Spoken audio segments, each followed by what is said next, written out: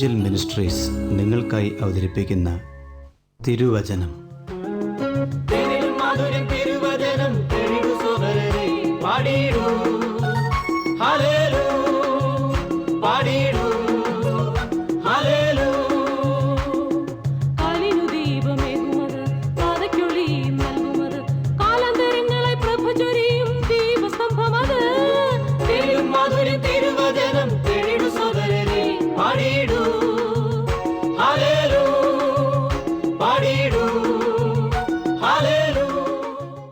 ഇന്ന് നമ്മോട് ദൈവവചനത്തിൽ നിന്ന് സംസാരിക്കുന്നത് Suviseshakan James M Thomas Nedumbassery.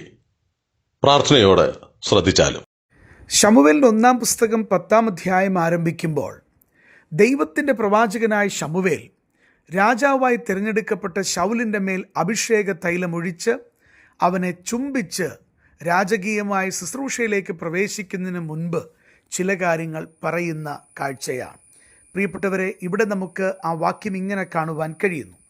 അപ്പോൾ ശമൂവേൽ തൈലപാത്രം എടുത്ത് ശൗലിൻ്റെ തലയിൽ ഒഴിച്ചവനെ ചുംബിച്ച് പറഞ്ഞത്, യഹോവ തൻ്റെ അവകാശത്തിന് പ്രഭുവായി നിന്നെ അഭിഷേകം ചെയ്തിരിക്കുന്നു.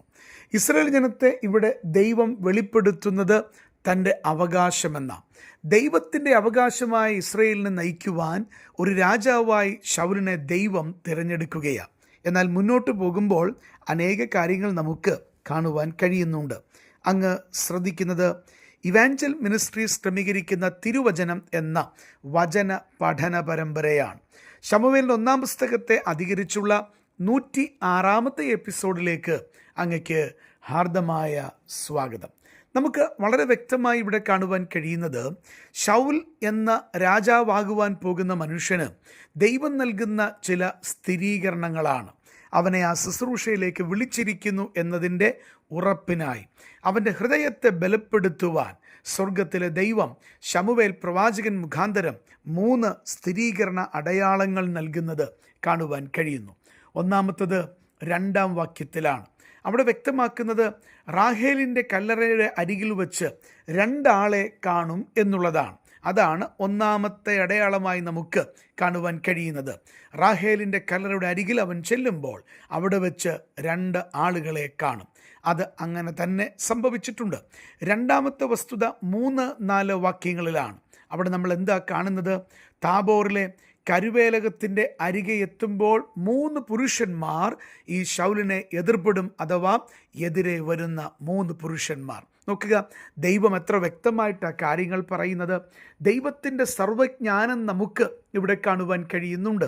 സർവജ്ഞാനിയായ ദൈവത്തിന് അവിടുത്തെ ഹിതപ്രകാരം എല്ലാ കാര്യങ്ങളും മുൻപേ അറിയാനായിട്ട് കഴിയുന്നുണ്ട്. അതുതന്നെയുമല്ല, സംശയിക്കുവാൻ സാധ്യതയുള്ള സന്ദർഭങ്ങളിൽ ഹൃദയത്തെ ബലപ്പെടുത്തി നിർത്തുന്ന ദൈവകൃപയുടെ അപാരമായ ചിത്രവും നമുക്ക് കാണുവാൻ കഴിയുന്നു.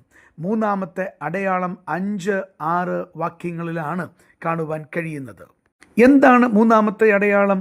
ഞാൻ ഓർമ്മപ്പെടുത്തിയതുപോലെ ശമൂവേൽ 1-ാം പുസ്തകം 10-ാം അധ്യായത്തിൻ്റെ 5-6 വാക്യങ്ങൾ നിങ്ങൾ പിന്നീട് വായിച്ചു നോക്കുക. അവിടെ നമുക്കത് കാണുവാൻ കഴിയുന്നുണ്ട്. ഫെലിസ്ത്യരുടെ പട്ടാളമുള്ള ദൈവഗിരിയിങ്കൽ പ്രവാചക ഗണത്തെ ശൗൽ കാണും. അത് തന്നെയുമല്ല, അവിടെ വെച്ച് ശൗലിൻ്റെ മേൽ യഹോവയുടെ പരിശുദ്ധാത്മാവ് ശക്തിയോടെ വന്നിട്ട് ശൗലും അവരോടുകൂടെ പ്രവചിക്കും.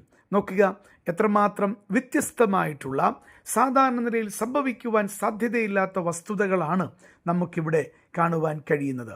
എന്നാൽ ഒരു കാര്യം ഓർമ്മപ്പെടുത്തട്ടെ, ദൈവത്തിൻ്റെ പരിശുദ്ധാത്മാവ് ഹൃദയങ്ങളെ അറിയുന്ന ദൈവമാണ്. ഇവിടെ ശൗലിൻ്റെ ഹൃദയത്തിൻ്റെ സ്ഥിതി അറിയുന്ന കർത്താവ് അവനെ ബലപ്പെടുത്തുന്നതിന് 3 അടയാളങ്ങൾ രാജകീയ സ്ഥിരീകരണത്തിനായിട്ട് അവന് നൽകുന്ന കാര്യം കാണുവാൻ കഴിയുന്നു. പ്രിയപ്പെട്ടവരെ, വളരെ വ്യക്തമായി ഞാൻ ഓർമ്മപ്പെടുത്തുവാൻ ആഗ്രഹിക്കുന്നത് നമ്മുടെ ദൈവത്തിൻ്റെ പ്രത്യേകതയാണ്. എന്താ നമ്മുടെ ദൈവത്തിൻ്റെ പ്രത്യേകത? അവിടുന്ന് കൃത്യതയുടെ ദൈവമാണ്. കൃത്യമായി കാര്യങ്ങൾ ചെയ്യുന്ന ദൈവമാണ്. അവിടുന്ന് വ്യക്തതയുടെ ദൈവമാണ്. വളരെ വ്യക്തമായി തന്നെ നമ്മോട് ഇടപെട്ട് നമ്മോട് സംസാരിക്കുന്ന, നമ്മുടെ ഹൃദയങ്ങളെ ബലപ്പെടുത്തുന്ന ദൈവമാണ്. ഒരുവനെ കർത്താവ് ശുശ്രൂഷയ്ക്ക് വിളിക്കുമ്പോൾ ദൈവം അവന് വ്യക്തമായിട്ടുള്ള കാഴ്ചപ്പാട് നൽകും. ഇതിന് യാതൊരു സംശയവും വേണ്ട. അപ്പോൾ ചില ആളുകൾ ചിന്തിക്കുവാൻ സാധ്യതയുണ്ട്, പിന്നെ എന്തുകൊണ്ടാണ് എനിക്ക് വ്യക്തത ഉണ്ടാകാത്തത്? ദൈവവേലയ്ക്കിറങ്ങിയ എനിക്ക് പലതിലും എന്തുകൊണ്ടാണ് ചാഞ്ചാട്ടമുണ്ടാകുന്നത്? ഒരുപക്ഷെ വിശ്വാസികൾ തന്നെ ചിന്തിക്കാം, ചില കാര്യങ്ങളിൽ എനിക്കെന്തുകൊണ്ടാണ് ഒരു ഉറപ്പ് ലഭിക്കാത്തത്? അത് ദൈവത്തിൻ്റെ കുഴപ്പമല്ല, മറിച്ച് എന്നെ ശ്രദ്ധിക്കുന്ന ഓരോ വിശ്വാസികളും ഉൾക്കൊള്ളേണ്ടുന്ന കാര്യമെന്ന് പറയുന്നത് വളരെ വ്യക്തമാക്കട്ടെ, അത് ദൈവത്തിൻ്റെ കുഴപ്പമല്ല. അങ്ങയ്ക്ക് വ്യക്തത, അങ്ങയ്ക്ക് ഉറപ്പ് ഉണ്ടാകാത്തത് അങ്ങ് ദൈവമുഖത്തേക്ക് നോക്കാത്തത് കൊണ്ടാണ്. വ്യക്തതയുടെ പുസ്തകമായ ദൈവത്തിൻ്റെ വചനത്തിന് മുൻപിലിരിപ്പാൻ അങ്ങ് സമയം വേർതിരിക്കാത്തത് കൊണ്ടാണ്. ഒരു മനുഷ്യൻ അവൻ്റെ ജീവിതത്തിൽ നിറവേറ്റേണ്ടതെല്ലാം നിറവേറ്റുവാൻ കൃപ തരുന്ന ദൈവം അതാത് സമയങ്ങളിൽ ശരിയായിട്ടുള്ള വഴി തുറക്കുകയും ദൈവത്തിൻ്റെ പരിശുദ്ധാത്മാവിനാൽ ദൈവത്തിൻ്റെ വചനത്തിലൂടെ നമുക്ക് ആലോചന പറഞ്ഞു തന്ന് മുന്നോട്ട് നടത്തുകയും ചെയ്യും.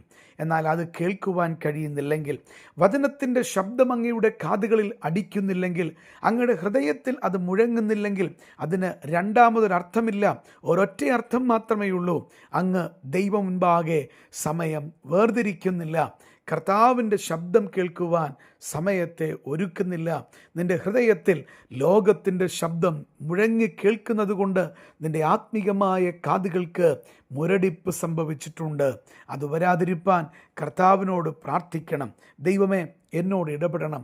വ്യക്തമായി ശൗലിന് സ്ഥിരീകരണങ്ങൾ നൽകിയതുപോലെ അവിടുത്തെ വചനത്തിൻ്റെ ശബ്ദം കേട്ട് ശരിയായ നിലയുടെ ക്രിസ്തീയ ജീവിതം അങ്ങ് ആഗ്രഹിക്കുന്നത് പോലെ മുന്നോട്ട് കൊണ്ടുപോകുവാൻ എനിക്ക് കൃപ തരണമേ എന്ന് പ്രാർത്ഥിപ്പാനായിട്ട് അങ്ങയ്ക്ക് സാധിക്കണം.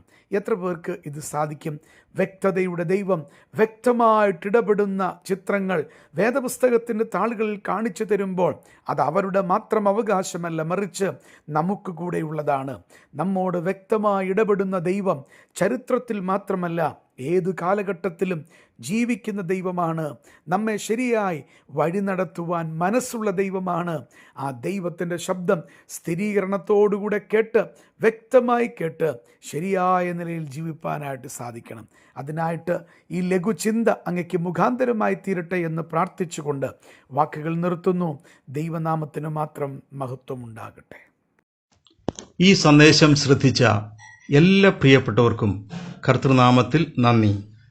ബൈബിൾ കറസ്പോണ്ടൻസ് കോഴ്സിൽ ചേർന്ന് പഠിക്കുവാൻ ആഗ്രഹിക്കുന്നവർ മേൽവിലാസം അയച്ചു തന്നാലും പ്രാർത്ഥനാ വിഷയങ്ങളും അറിയിക്കുമല്ലോ.